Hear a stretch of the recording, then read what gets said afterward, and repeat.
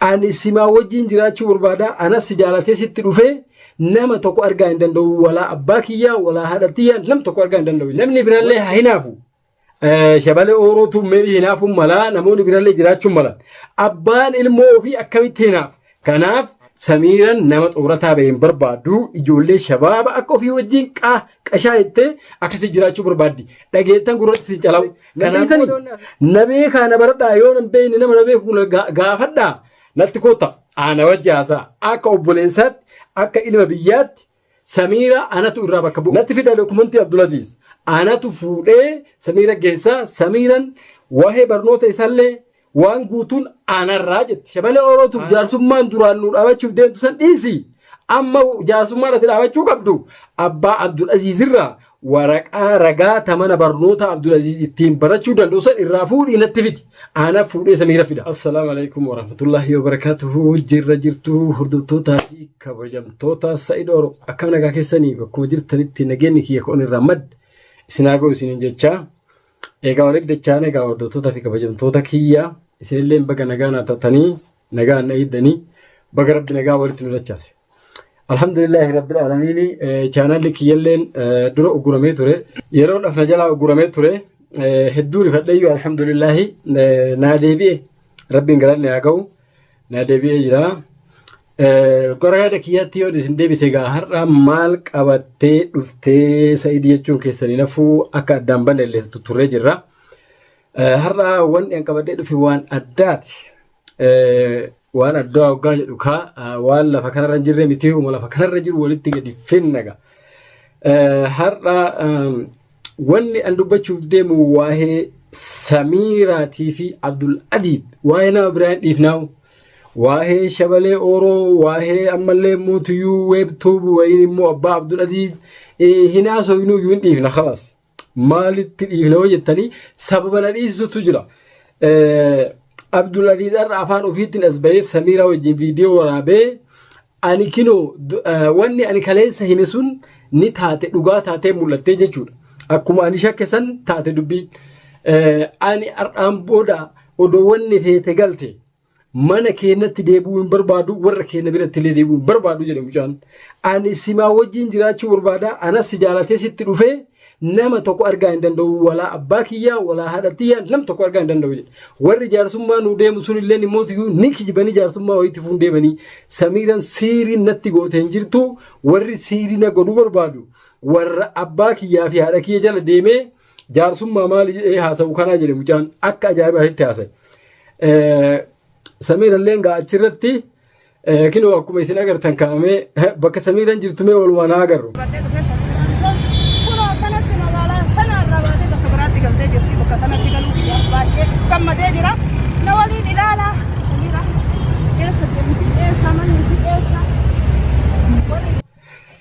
Kinoo gaa Samiiraan odoo isin asiin barbaadanii asiin iyyitanii asiin poolisa finnee asiin maal goonaa asiin hin qabsiifnaa jettanii mucaa keenya mootiyyuu funya uritti poolisaan irraa fudhannaa yoo isaan immoo isin immoo karaa seeratiin isinii kennuu didde nuti mootiyyuu karaa barbaachisu guutuun isin bira jirra odoo haati sabboontutii fi shabalee ooroolleen asii lafa dhiitanu Samiiraan mucaa magaalaa keessaa fudhattee bakka lubbuun isii barbaadde bakka akka barbaaddetti jiraachuu barbaaddutti galchitee jechuu Abdulaziz. Akka nagaa osuma isin asii lafa dhiittanii kophee ofirratti fixxanii of nyaattanii dhaabattanii iyyitanii boottan Samiiraan kinoo mucaa fudhattee bakka lubbuun isii barbaaddeen deemattee jechuudha. Bakka Samiiraan dhayitee irra viidiyoon waraabdesan isin umriima keessanuu dhayitanii agartanii beeytanii umriima keessanuu bakka san dhayitanii isin. Fedhu abbaa Abdulaziz illee haa ta'u fedhu shabalee oorollee haa ta'u fedhu mootiyyuu haadha sabboontuillee haa ta'u bakkuma Samiiraan dhayite kana dhayitanii isin takkaa umrii keessanittuu agartanii viidiyoo isin waraabdee har'a isin agarsiifte kan. Kanaaf Samiiraan bubbeedha hobomboleettiidha hobomboleettiin yeroo bunaa yoo ka'e agartanii waan itti qajeele irraan goru. Kaasatan amma yeroo hedduu namoonni baadiyyaatti dhalatan mana citaa kana fa'aa itti qajeele hobomboleettiin akkasitti fuudhee kuchiisa. Samiiraan hobomboleetti isin kuchiifti hin dandeettan irraa taa'aa gaafa isin jennu ni diddan. Argitanii miire hojiin isinitti agarsiiftee jechuun Samiiraan hobomboleetti ta'u ammallee mootiyyuu waan ni godhate godhuu akka dandeettu isinitti agarsiiftee jirti jechuudha. Hayyee isaa fi darree irra poolisni isin qabatanii dhayitanii fi mootummaan isin qabatanii dhayitan sun har'a eessa jirare? bakkuma sanuu baytanii dhaytan odoo isiinuu samiiranuu isin heeyyamu isiitiin tahee bakka san isin geessitee isin agarsiifte wilii bakka san irraayyuu gara mana keessaniitti galuun tattaaffii guddaa isin gaafata. Lammata achitti deebi'uu silaa dhiisi hin gaafatin. Kanaaf akkuma isiniin jenne kaa yaada Abdulaziz illee akkuma waliin argine kaa Abdulaziz mee dhageeffadha waan Abdulaziz abbaa fi haadha fi akkasumatti immoo tuyyuu shabalee ooroo tuubiin jedhu dhageeffadha. Wanti ani si nyaachise ka fayyaa sitti dhaga'amtu ni jirti mi amma daawwattoota. Waan jirtu kunuunaan nagaan qabalaan. Dhageessan isin guutuu keessanuu jalawuu abbaan Abdulaziz illee mucaan Samiira ofii jaalate malee Samiiran hin qaxafne akka isin haasoftan sanii miti. Samiira mucaa keenya siirii itti gootee mana ariitee wallaalchiftee jettanii isin haasoftan sanii miti. Mucaan siirii wayiituu natti hin goone siirii wayiituu hin qabu warri siirii godhuu barbaadu isaanii warri siirii itti godhamte isaanii isin jechaa jira Abdulaziz illee. Kanaafi eega wal jaalatan jaalalli xiqqaa fi guddaa hin qabdu. Jaalalli xiqqaa fi guddaa hin qabdu. Samiiraan isin waggaa 35 jettanii mucattii qaama irra tare malee kinoo achi ilaali. Qaama irra tare malee ganaa daa'imaa jechuudha mucattiin. Samiiraan ganaa daa'ima isinirra daa'imaa jechuudha. Kanaafi hinaaftanii waan gootan wallaaltanii namni birallee haa hinaafu. Shabalee oorootu meebii hinaafuun malaa namoonni birallee jiraachuun malan. Abbaan ilmoo ofii akkamitti hinaafu? Abbaan ilmoo ofii akkamitti hinaafu? Amma akka na fakkaatutti Samiiraan jedhe abbaan Abdulaziz odoo anuu na fuudhi jedhee kadhadhe odoo aniin kunuu kadhadhe afaan bahee na fuutuu jedhe Samiiraan ijoollee xixiqqoolee barbaaddi jedhe isitti xiqqishoodhaa ijoollee xixiqqoolee barbaaddi kaa akka isin haasoftan sanii miti. Qaamni namarra yoo tare qaamni kunoo foon kun hoggaa namatti ba'e akkuma arganitti nama himan malee Samiiraan ijoollee xiqqoolee qacalee ofitti cabsitee qasha gootee akkasitti laayifii ajaa'ibaa hojii dabarsuu barbaaddi jechuudha. Keessanii kana maa irraa gooti ka xoorataa ba'e xoorataa warra ba'e irraa maal godhaa isin hin jenne amma dura hin dhageenye isin. Kanaaf Samiiraan nama xoorataa ba'e hin barbaaddu ijoollee shabaaba akka ofii wajjin qashaa jettee akkasii jiraachuu barbaaddi. Dhageettan gurratti si calawu. Kanaan booda wanni haasoftan ni jira. Wanni fiddanoo ni jira. Wanni sila haasoftan isin hafe yoo ka isin hafu taate haasaya. Akkuma dura isiniin jedhe Samiiraan fagaattee jirti. Namni Samiira fi Abdulaziz akka fagaatan godhe aana amma durallee isin himee jira. Samiira hojii haasaan godhina. Fedhu shabalee ooroo haa ta'u, fedhu abbaa Abdulaziz haa ta'u, fedhu mootuyyuu haadha sabboontuu haa ta'u, isii wajjin haasaan godhina Samiira wajjin aana Sa'idiin isinitti mee nan beeytanii? Na beekaa na baradhaa yoo nan beeyne nama na beeku gaafadhaa natti koota aana wajji haasaa akka obboleessaatti akka ilma biyyaatti Samiira anatu irraa bakka bu'u.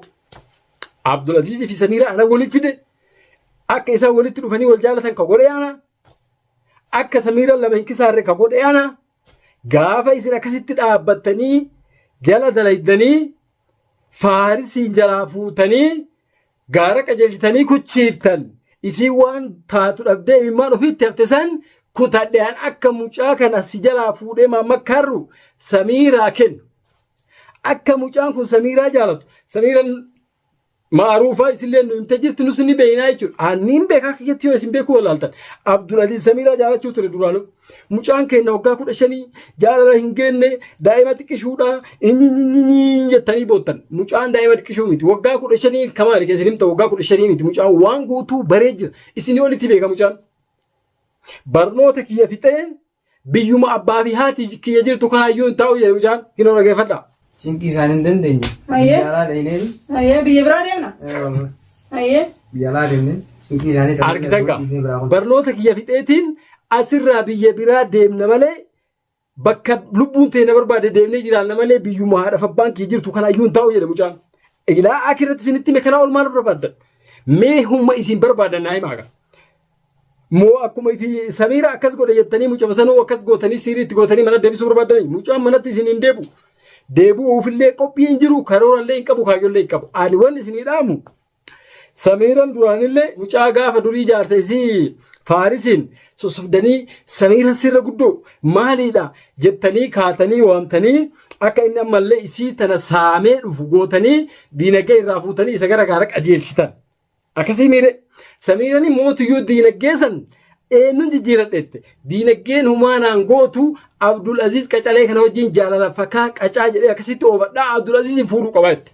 Abdul Aziz duraallee nama janaa ture hireetu waliin nu qoliin nu wal jala nu dabarsee Faarisitu walitti dhufne eegamoo Faaris quufee didee ka'ee kute ani kakaleessa na jaalattee odoo inni na jaalachaa jiru akkanatti na janaa jiru qalbiin na cabxisan isa san qalbii gammachiisettee fuute. Diinagdee tiyya san isaan jijjiiradhettee Abdul Aziz jijjiirattee diinagdee isin hin gaafanne ammallee Samiiraan akki gootan.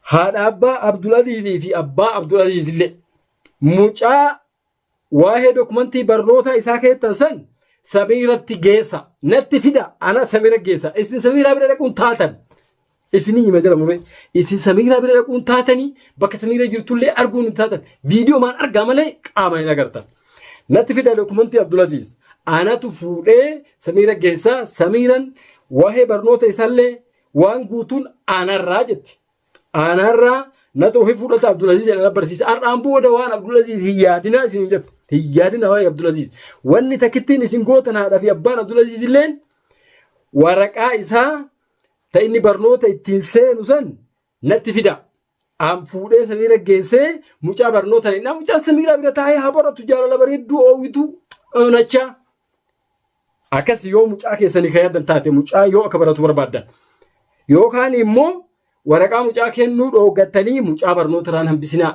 Samiiraan immoo mucaa kana ilaa waan fedhe yoo ta'e kolleejiin kun waan fedhe yoo na gaafate anatu kafalee akka isa jaaladhe sanitti barnootaallee jaalalaan akka lubbuun isaa barbaadutti barsiise bakka lubbuun isaa barbaadetti jette. Isin wanni isinirraa barbaachisu shabalee orootuuf jaarsummaan duraan nu dhaabachuuf deemtu san dhiisi amma jaarsummaan ati dhaabachuu qabdu abbaa Abdul Azizirraa waraqaa ragaa tamana barnoota Abdul Aziz ittiin barachuu danda'u san irraa fuudhii natti fidi ana fuudhee Samiira fida akkasitti mucaa barnoota na'inee jaalala ofii bareedduu habbuuqachaa jaalala mi'ooytuu oofachaa Samiirallee mucaa jaalala barsiifachaa akkasitti qalbii raahatiin akka baratu mucaan qalbii raahatiin akka baratuu siin jedhe tamam wanni isinirraa barbaachisu amma isin kana hin booyinaa hin iyyinaa dhiisa mucaan waggaa 15 midiri maaliyyoo dhiisa. Mucaan umrii isaa anaaf beekaa jedhan Samiira naa taatee jirti namni akka Samiira naa ta'e jiru isii walee isiin adda bahee jiraachuu hin danda'u jedha. An Samiira dhaburra haadhaaf abbaa kiyya kanaan adda bahee jiraachuu filadhaa jedha mucaan. Kanaas jalaa hafaa dhiisa hin booyinaa wanni isin gootan akka isin hin jedhe dokumentii Abdul Aziz natti fida bakka isin barbaaddanitti isinitti dhufa na yaamaa rakkoo takka qabu sodaata kan qabu jechuudha. Yommuu yoo Abdul Aziz akka Samiira jaalatuu fi akka isaan wal argan haala mijeessuu yakka kanatti ta'u taate isinii yakkamtoonni jechuudha nama wal jaalate warra akka addaan dhogaa jirtan ana ka walitti fidoon ta'in yakkamtoonni warra Samiiraa fi Abdul Aziz wal jaalachuu isaanii hinaaftanii addaan dhogaa jirtanii yakkamtoota jechuudha ayyakkaa miti nama wal jaalate walitti fiduun an kayrii dalagee jechuudha jaaladhee waan argeef waan jaalallee nama gootu waan argeef fuudhee Samiira fi Abdul Aziz waliin gahe har'a kidoo akka lubbuun isaanii barbaadetti bakka isinuu dhaqanii dhayxee bashannantee as jira bakka kanaan jira jettee isinitti bita Samiira Abdul Aziz illee jira ani jira Samiira bira jira dheqoma dhaatee nu himee jechuudha akkasitti amaana isinitti dhaammadhu fuudhati dokumentii mucaa natti fida kinoo mucaan dhageeffadha an asuma taa'een baradha bakki kun barnoota si taa'ettee Samiiraan naa ta'a. Bakka kana naataatu nagarree jedhe. Kanaaf carraa mucaan cufinaa haa baratu dokumentii isaa natti fida ammaan booda dubbii iyyuu cinqicciqii maalii dhiisi. Maammadhatilleen immoo wanni yeroo as kaatee Samiira naa beellamtee hin dhuftuu hin beeku maaliyyoon ta'uu deemuuf deemettee warra keellee warra manallee yaa'ii itti gootuuf hin jiru. Yaa'ii mana kee keessallee naqin. Yaa'iin jaalatinii jechuudha. Mana Samiiratti yaa'ii godhuu feeta mana keetitti yaa'ii goota dhiisi gandi keellee maatiin keellee nagaan haa boqotan nagaan haa jiraatan nagaan taa'e Samiiraan ati ammaan booda isii wajjin argitee isii wajjin haasoftee isii wajjin gattettee jaarsummaa haasoftee Abdul Aziz galchitu jiru jaarsummaan guddaan ati gootu akkuma siin jedhe irra deebi'eessitti himaa dokumentii Abdul Aziz qofa amaana rabbi yoo Abdul Aziz yaadde yoo warra Abdul Aziz illee yaadde dokumentii Abdul Aziz abbaa Abdul Aziz fi haadha Abdul Aziz irraa fuudhii natti fidi kana. Waan gama biraa Abdul Azizin barsiisu nurra Samiirarraa bakka Samiiraan dadhabdeetti ana bira jira Abdul Aziz maal gootan isin kana isin ga xaattanii guddiftanii maal gootan isin gettanii amma booda Abdulaziz nurra jira akkasitti gurratti isin calawii ta isin taatu isintu keessaa filata akkasitti hordoftoota fi kabajamtoota kiyya dubbiin tama kanaati dhumatte dhadhaa ibidda bu'ee waliin deebi'u Samira fi Abdulaziz rabbiin nagaan waliin haa jiraachisu jaalalami oytoo buuqachaa jedhaati isinillee du'aayii godhaa fi akkasitti inshallah waan isaan deebiinu deebisan laallee walitti deebina hanga viidiyoo biraatti walitti dachaanu assalamu alaikum wa rahmatullahi wa barakatuh